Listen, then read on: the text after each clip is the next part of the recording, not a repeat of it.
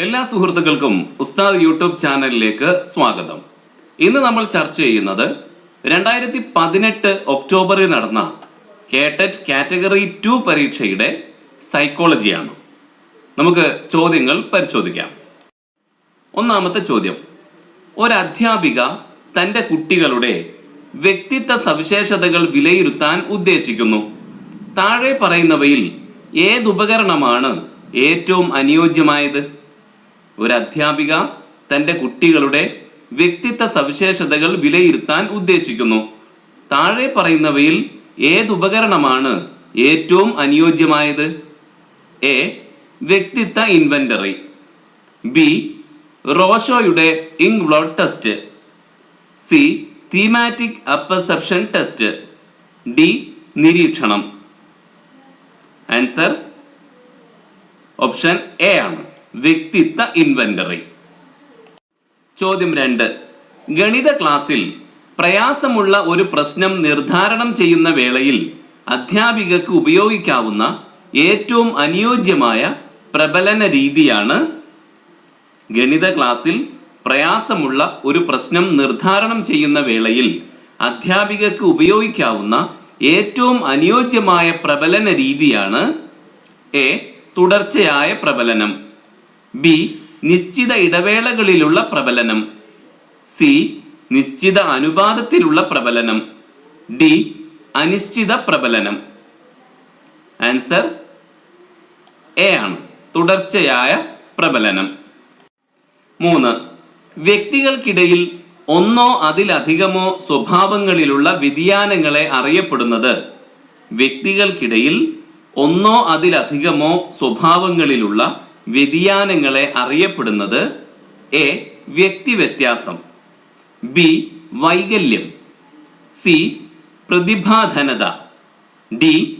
പിന്നാക്കാവസ്ഥ. Answer option A ആണ്, വ്യക്തിവ്യത്യാസം. അപ്പോൾ എന്താണ് വ്യക്തിവ്യത്യാസം?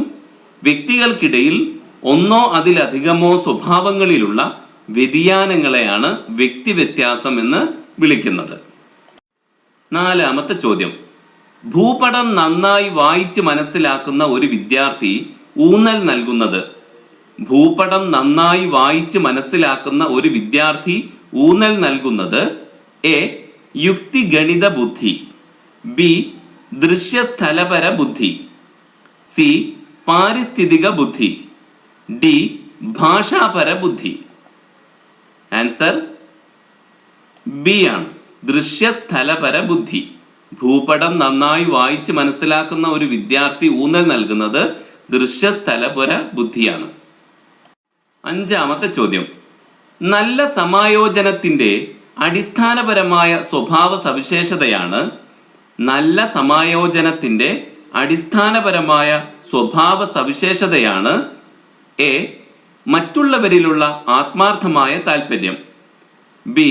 പ്രമുഖവും പൂർണ്ണവുമായ ചോദനകളുടെയും ലക്ഷ്യങ്ങളുടെയും സമ്പ്രദായം. സി. അവനവന്റെ ലക്ഷ്യങ്ങൾ നേടുന്നതിനുള്ള സൂക്ഷ്മമായ ഉൾക്കാഴ്ച. ഡി. അവനവന്റെ സാഹചര്യങ്ങളെ നല്ല രീതിയിൽ ഉൾക്കൊള്ളുക. ഇതിൽ നല്ല സമായോജനത്തിന്റെ അടിസ്ഥാനപരമായ സ്വഭാവ സവിശേഷത ഏതാണ് എന്നാണ് ചോദ്യം. ആൻസർ ഡി ആണ്, അവനവന്റെ സാഹചര്യങ്ങളെ നല്ല രീതിയിൽ ഉൾക്കൊള്ളുക. 6. പിയാഷെ പറയുന്നു പഠനം നടക്കുന്നതിന് കാരണം? പിയാഷെ പറയുന്നു പഠനം നടക്കുന്നതിന് കാരണം എന്താണ്? എ. പഠിതാവിന്റെ സാമൂഹിക ഇടപെടലുകൾ. ബി. സഹപാഠികളുമായുള്ള പഠനം. സി. ബൗദ്ധിക പ്രവർത്തനം. ഡി. കൈത്താങ്. ആൻസർ സി ആണ്, ബൗദ്ധിക പ്രവർത്തനം. പഠനം നടക്കുന്നതിന് കാരണം ബൗദ്ധിക പ്രവർത്തനമാണെന്നാണ് പിയാഷെ പറയുന്നത്. 7. മന്ദപഠിതാക്കളെ പഠിപ്പിക്കാൻ ഉപയോഗിക്കാവുന്ന ഏറ്റവും അനുയോജ്യമായ രീതി ഏതാണ്? മന്ദപഠിതാക്കളെ പഠിപ്പിക്കാൻ ഉപയോഗിക്കാവുന്ന ഏറ്റവും അനുയോജ്യമായ രീതി ഏതാണ്? എ. വളരെ സങ്കീർണമായ പ്രവർത്തനങ്ങൾ നൽകി അവരുടെ പ്രയാസവുമായി പൊരുത്തപ്പെടുത്തുക. ബി. അവർക്ക് ചെയ്യാൻ കഴിയുന്ന പ്രവർത്തനങ്ങൾ മാത്രം നൽകി അവരെ പ്രാപ്തരാക്കുക. സി. സ്ഥായിയായ ഏകാഗ്രതയും പ്രയത്നവും ആവശ്യമായ പ്രവർത്തനങ്ങൾ നൽകുക. ഡി. കൂടുതൽ ഗ്രഹപാഠം ചെയ്യിക്കുക. ആൻസർ ഓപ്ഷൻ ബി ആണ്. അവർക്ക് ചെയ്യാൻ കഴിയുന്ന പ്രവർത്തനങ്ങൾ മാത്രം നൽകി അവരെ പ്രാപ്തരാക്കുക. എട്ടാമത്തെ ചോദ്യം. പ്രവർത്തനങ്ങളിൽ വ്യതിയാനം നടത്തി പഠന വൈകല്യമുള്ള കുട്ടികൾക്ക് മറ്റു കുട്ടികളോടൊപ്പം അസൈൻമെന്റുകൾ പൂർത്തിയാക്കാൻ അനുവദിക്കുന്നതാണ്. പ്രവർത്തനങ്ങളിൽ വ്യതിയാനം നടത്തി പഠന വൈകല്യമുള്ള കുട്ടികൾക്ക് മറ്റു കുട്ടികളോടൊപ്പം അസൈൻമെന്റുകൾ പൂർത്തിയാക്കാൻ അനുവദിക്കുന്നതാണ്. എ. Assistive technology. ബി. പ്രാപ്യത. സി. പരിഹാരബോധനം. ഡി. അക്കോമഡേഷൻസ്. ആൻസർ ഡി ആണ്, അക്കോമഡേഷൻസ്. അപ്പോൾ അക്കോമഡേഷൻസ് എന്നാൽ എന്താണ്? പ്രവർത്തനങ്ങളിൽ വ്യതിയാനം നടത്തി പഠന വൈകല്യമുള്ള കുട്ടികൾക്ക് മറ്റു കുട്ടികളോടൊപ്പം അസൈൻമെന്റുകൾ പൂർത്തിയാക്കാൻ അനുവദിക്കുന്നതാണ് അക്കോമഡേഷൻസ്. ചോദ്യം 9. കുട്ടികളിലെ അക്രമ സ്വഭാവം കൈകാര്യം ചെയ്യുന്നതിനുള്ള ഏറ്റവും അനുയോജ്യമായ മാർഗം ഏതാണ്? കുട്ടികളിലെ അക്രമ സ്വഭാവം കൈകാര്യം ചെയ്യുന്നതിനുള്ള ഏറ്റവും അനുയോജ്യമായ മാർഗം ഏതാണ്? എ. മറ്റു മത്സര മേഖലകളിലേക്ക് അവരുടെ ദേഷ്യത്തെ തിരിച്ചുവിടുക. ബി. അക്രമ സ്വഭാവം കാണിക്കുമ്പോൾ തക്കതായ ശിക്ഷ നൽകുക. സി. സൗഹാർദ്ദപരമായ സ്വഭാവങ്ങൾക്ക് പ്രോത്സാഹനം നൽകുകയും അക്രമ സ്വഭാവങ്ങൾ അവഗണിക്കുകയും ചെയ്യുക. ഡി. ഓരോ പ്രതികൂല സ്വഭാവങ്ങൾക്കും പ്രായശ്ചിത്തം ചെയ്യിക്കുക. ആൻസർ ഓപ്ഷൻ സി ആണ്. സൗഹാർദ്ദപരമായ സ്വഭാവങ്ങൾക്ക് പ്രോത്സാഹനം നൽകുകയും അക്രമ സ്വഭാവങ്ങൾ അവഗണിക്കുകയും ചെയ്യുക. 10. കഴിഞ്ഞ 2 വർഷമായി സെക്കൻഡറി സ്കൂൾ വിദ്യാർത്ഥിയായ അജയ് അവന്റെ പ്രതീക്ഷിത പഠന നിലവാരത്തേക്കാൾ താഴ്ന്ന നിലയിലാണുള്ളത്. ഇതിനെ പറയുന്നത് കഴിഞ്ഞ 2 വർഷമായി സെക്കൻഡറി സ്കൂൾ വിദ്യാർത്ഥിയായ അജയ് അവന്റെ പ്രതീക്ഷിത പഠന നിലവാരത്തേക്കാൾ താഴ്ന്ന നിലയിലാണുള്ളത്. ഇതിനെ പറയുന്നത് എ. പഠന വൈകല്യം. ബി. ബുദ്ധി പരിമിതി നേരിടുന്നത്. സി. സാമൂഹ്യ പരിമിതി. ഡി. സിദ്ധി പരിമിതി. ആൻസർ ഡി ആണ്, സിദ്ധി പരിമിതി. 11. താഴെ പറയുന്നവയിൽ പഠന പ്രക്രിയയുമായി ബന്ധപ്പെട്ട മെത്തേഡ് വേരിയബിൾ ഏതാണ്? താഴെ പറയുന്നവയിൽ പഠന പ്രക്രിയയുമായി ബന്ധപ്പെട്ട മെത്തേഡ് വേരിയബിൾ ഏതാണ്? എ. പഠന രീതികൾ. ബി. പഠിതാവിൻ്റെ ബൗദ്ധിക നില. സി. ശ്രദ്ധ. ഡി. അഭിപ്രേരണ. ആൻസർ എ ആണ്, പഠന രീതികൾ. 12. ഒരു അധ്യാപകൻ താൻ വികസിപ്പിച്ചെടുത്ത ഒരു പഠന രീതിയുടെ ഫലപ്രാപ്തി കണ്ടുപിടിക്കാൻ ആഗ്രഹിക്കുന്നു. താഴെ പറയുന്നവയിൽ ഏറ്റവും അനുയോജ്യമായ മാർഗം ഏതാണ്? ഒരു അധ്യാപകൻ താൻ വികസിപ്പിച്ചെടുത്ത ഒരു പഠന രീതിയുടെ ഫലപ്രാപ്തി കണ്ടുപിടിക്കാൻ ആഗ്രഹിക്കുന്നു. താഴെ പറയുന്നവയിൽ ഏറ്റവും അനുയോജ്യമായ മാർഗം ഏതാണ്? എ. സർവേ. ബി. പരീക്ഷണം. സി. കേസ് പഠനം. ഡി. നിരീക്ഷണം. ആൻസർ ബി ആണ്, പരീക്ഷണം. 13. പഠനത്തിൽ ചോദകങ്ങളുടെയും പ്രതികരണങ്ങളുടെയും പങ്കിന് ഊന്നൽ നൽകിയ മനഃശാസ്ത്രജ്ഞനാണ്. പഠനത്തിൽ ചോദകങ്ങളുടെയും പ്രതികരണങ്ങളുടെയും പങ്കിന് ഊന്നൽ നൽകിയ മനഃശാസ്ത്രജ്ഞനാണ്. A. Kurt Lewin. B. Jerome S Bruner. C. J. B. Watson. D. Jean പിയാഷെ. ആൻസർ സി ആണ്, ജെ. ബി. വാട്സൺ.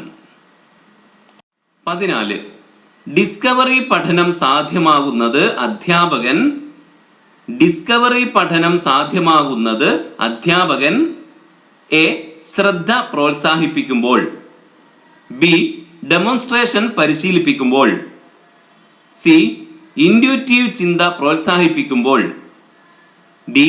ഇടപെടലുകൾ പ്രോത്സാഹിപ്പിക്കുമ്പോൾ. ആൻസർ സി ആണ്. ഇൻഡ്യൂറ്റീവ് ചിന്ത പ്രോത്സാഹിപ്പിക്കുമ്പോൾ. 15. താഴെ പറയുന്നവയിൽ എക്സ്പോസിറ്ററി രീതിയുമായി ബന്ധപ്പെട്ട തിയറി ഏതാണ്? താഴെ പറയുന്നവയിൽ എക്സ്പോസിറ്ററി രീതിയുമായി ബന്ധപ്പെട്ട തിയറി ഏതാണ്? എ.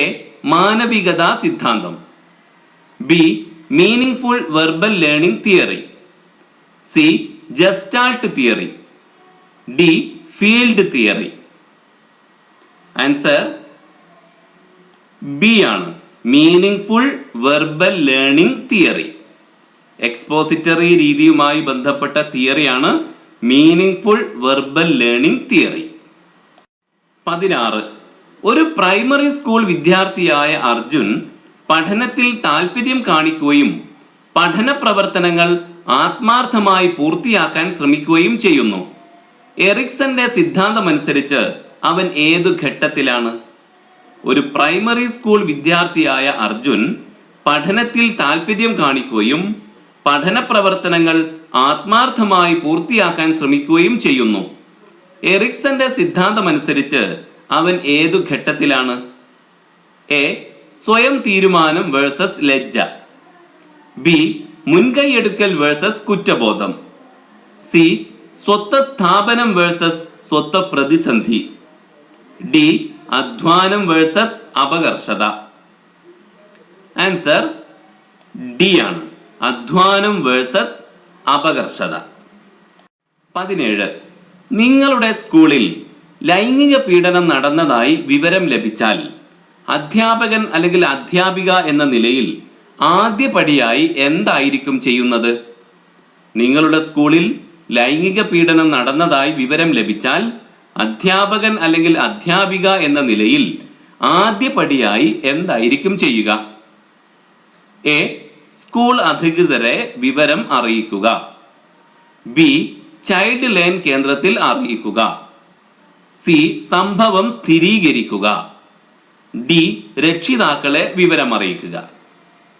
ആൻസർ സി ആണ്. സംഭവം സ്ഥിരീകരിക്കുക. 18. പഠനത്തിന്റെ പ്രാരംഭഘട്ടത്തിൽ മാതൃഭാഷയിൽ കൂടിയുള്ള പഠനമാണ് അഭികാമ്യമായത്.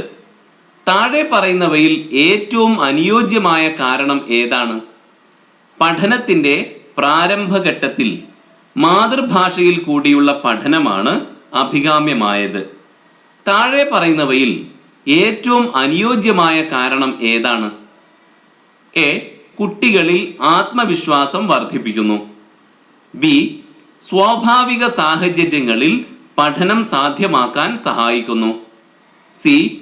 പഠനം എളുപ്പമാക്കുന്നു, ഡി. ബൗദ്ധിക വികാസത്തിന് സഹായിക്കുന്നു. ആൻസർ ബി ആണ്. സ്വാഭാവിക സാഹചര്യങ്ങളിൽ പഠനം സാധ്യമാക്കാൻ സഹായിക്കുന്നു. 19. താഴെ പറയുന്നവയിൽ സംവേദന നിയമം അല്ലാത്തതേതാണ്? താഴെ പറയുന്നവയിൽ സംവേദന നിയമം അല്ലാത്തതേത്? എ. സമീപത, ബി. തുടർച്ച, സി. വിവേചനം, D. Figure ground. Answer option C ആണ്. വിവേചനം. 20. കണ്ടീഷനിങ് നടന്ന പ്രതികരണങ്ങളുടെ തീവ്രത കുറക്കുന്ന പഠന പ്രക്രിയയാണ് കണ്ടീഷനിങ് നടന്ന പ്രതികരണങ്ങളുടെ തീവ്രത കുറക്കുന്ന പഠന പ്രക്രിയയാണ് എ. പ്രബലനം, ബി. ശിക്ഷ, സി. വിലോപം, D. Delayed conditioning. Answer C ആണ്. വിലോപം. 21. രഹ്ന പ്രത്യേക സ്വഭാവ സവിശേഷതകൾ കാണിക്കുന്ന സർഗശേഷിയുള്ള ഒരു വിദ്യാർത്ഥിനിയാണ്. താഴെ പറയുന്നവയിൽ അവളുടെ സ്വഭാവവുമായി ബന്ധമില്ലാത്തത് ഏതാണ്? രഹ്ന പ്രത്യേക സ്വഭാവ സവിശേഷതകൾ കാണിക്കുന്ന സർഗശേഷിയുള്ള ഒരു വിദ്യാർത്ഥിനിയാണ്. താഴെ പറയുന്നവയിൽ അവളുടെ സ്വഭാവവുമായി ബന്ധമില്ലാത്തത് ഏതാണ്? എ. സംവ്രജന ചിന്ത, ബി. വിവ്രജന ചിന്ത, സി. ആശയങ്ങളുടെ പുതുമ, ഡി. വ്യത്യസ്ത പ്രതികരണങ്ങൾ. ആൻസർ എ ആണ്, സംവ്രജന ചിന്ത. 22. സാധാരണ അധ്യാപകരുടെ നിയന്ത്രണത്തിൽ പഠന വൈകല്യമുള്ള വിദ്യാർത്ഥികളെ പൊതുവിദ്യാലയങ്ങളിൽ ഉൾപ്പെടുത്തിയിരിക്കുന്നതിനെ അറിയപ്പെടുന്നത്. സാധാരണ അധ്യാപകരുടെ നിയന്ത്രണത്തിൽ പഠന വൈകല്യമുള്ള വിദ്യാർത്ഥികളെ പൊതുവിദ്യാലയങ്ങളിൽ ഉൾപ്പെടുത്തിയിരിക്കുന്നതിനെ അറിയപ്പെടുന്നത്. എ. മനുഷ്യാവകാശ വിദ്യാഭ്യാസം, ബി. ഉൾപ്പെടുത്തിയുള്ള വിദ്യാഭ്യാസം, സി. പ്രത്യേക വിദ്യാഭ്യാസം, ഡി. പൊതുവിദ്യാലയ സമ്പ്രദായം. ആൻസർ ബി ആണ്, ഉൾപ്പെടുത്തിയുള്ള വിദ്യാഭ്യാസം, ഇൻക്ലൂസീവ് എഡ്യൂക്കേഷൻ. 23. പിയാഷെയുടെ വൈജ്ഞാനിക വികാസ സിദ്ധാന്തമനുസരിച്ച് തൻ്റെ സഹോദരങ്ങളുമായുള്ള പരസ്പര ബന്ധങ്ങൾ തിരിച്ചറിയാൻ കഴിയാത്ത കുട്ടി ഉൾപ്പെടുന്ന ഘട്ടം. പിയാഷെയുടെ വൈജ്ഞാനിക വികാസ സിദ്ധാന്തമനുസരിച്ച് തൻ്റെ സഹോദരങ്ങളുമായുള്ള പരസ്പര ബന്ധങ്ങൾ തിരിച്ചറിയാൻ കഴിയാത്ത കുട്ടി ഉൾപ്പെടുന്ന ഘട്ടം ഏതാണ്? എ. ഇന്ദ്രിയ ചാലക ഘട്ടം, ബി. പ്രാഗ് മനോവ്യാപാര ഘട്ടം, സി. മൂർത്ത മനോവ്യാപാര ഘട്ടം, ഡി. ഔപചാരിക മനോവ്യാപാര ഘട്ടം. ആൻസർ ബി ആണ്, പ്രാഗ് മനോവ്യാപാര ഘട്ടം. 24. വിദ്യാർത്ഥിയുടെ വ്യതിയാന സ്വഭാവം വിലയിരുത്തുന്നതിന് ഉപയോഗിക്കാവുന്നത്. വിദ്യാർത്ഥിയുടെ വ്യതിയാന സ്വഭാവം വിലയിരുത്തുന്നതിന് ഉപയോഗിക്കാവുന്നത്. എ. സഞ്ചിതരേഖ, ബി. സാമൂഹ്യാലേഖരേഖ, സി. ഉപാഖ്യാന രേഖ, ഡി. പ്രകടന രേഖ. ആൻസർ എ ആണ്, സഞ്ചിതരേഖ. 25. മൂല്യനിർണയോപാധികളുടെ സത്യസന്ധത അറിയപ്പെടുന്നത്. മൂല്യനിർണയോപാധികളുടെ സത്യസന്ധത അറിയപ്പെടുന്നത്. എ. വസ്തുനിഷ്ഠത, ബി. സാധുത, സി. വിശ്വാസ്യത, ഡി. പ്രായോഗികത. ആൻസർ ബി ആണ്, സാധുത. മൂല്യനിർണയോപാധികളുടെ സത്യസന്ധത അറിയപ്പെടുന്നത് സാധുത എന്നാണ്. ബി ആണ് ഉത്തരം. 26. താഴെ പറയുന്നവരിൽ ആരാണ് വൈകാരിക ബുദ്ധി സിദ്ധാന്തം പ്രതിപാദിച്ചത്? താഴെ പറയുന്നവരിൽ ആരാണ് വൈകാരിക ബുദ്ധി സിദ്ധാന്തം പ്രതിപാദിച്ചത്? A. Daniel Goleman, B. Howard Gardner, C. Abraham Maslow, D. Carl Rogers. Answer option A ആണ്, ഡാനിയൽ ഗോൾമാൻ. 27.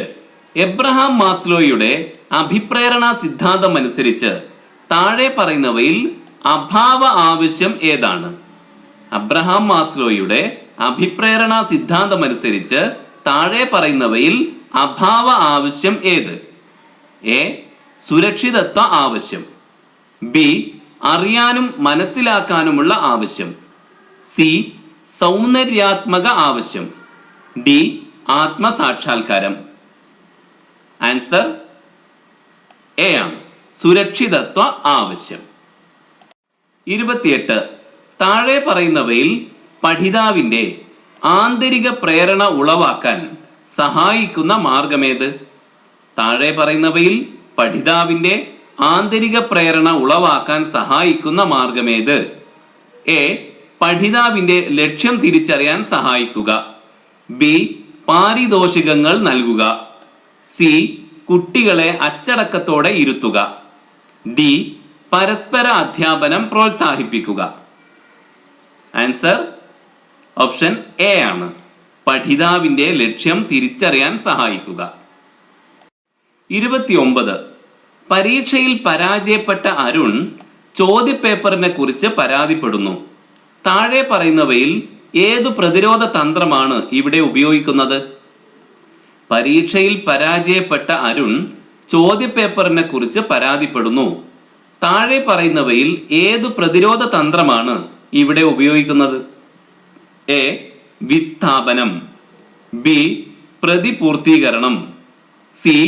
പ്രക്ഷേപണം, ഡി. താദാത്മ്യത. ആൻസർ സി ആണ്, പ്രക്ഷേപണം. 30. ഗുരുതരമായ ലഹരി ഉപയോഗത്തിന് അടിമപ്പെട്ട ഒരു വിദ്യാർത്ഥിയെ കൈകാര്യം ചെയ്യുന്നതിന് ഏറ്റവും അനുയോജ്യമായ രീതി ഏതാണ്? ഗുരുതരമായ ലഹരി ഉപയോഗത്തിന് അടിമപ്പെട്ട ഒരു വിദ്യാർത്ഥിയെ കൈകാര്യം ചെയ്യുന്നതിന് ഏറ്റവും അനുയോജ്യമായ രീതി ഏതാണ്? എ. കൗമാര കൗൺസിലിങ്ങിന് നിർദ്ദേശിക്കുക, ബി. രക്ഷിതാക്കളെ വിവരമറിയിച്ച് ലഹരിമുക്ത കേന്ദ്രത്തിലേക്ക് അയക്കുക, സി. സ്കൂളിൽ നിന്നും അടിയന്തിരമായി പുറത്താക്കുക, ഡി. ചൈൽഡ് ലൈൻ കേന്ദ്രത്തിൽ അറിയിക്കുക. ആൻസർ ബി ആണ്.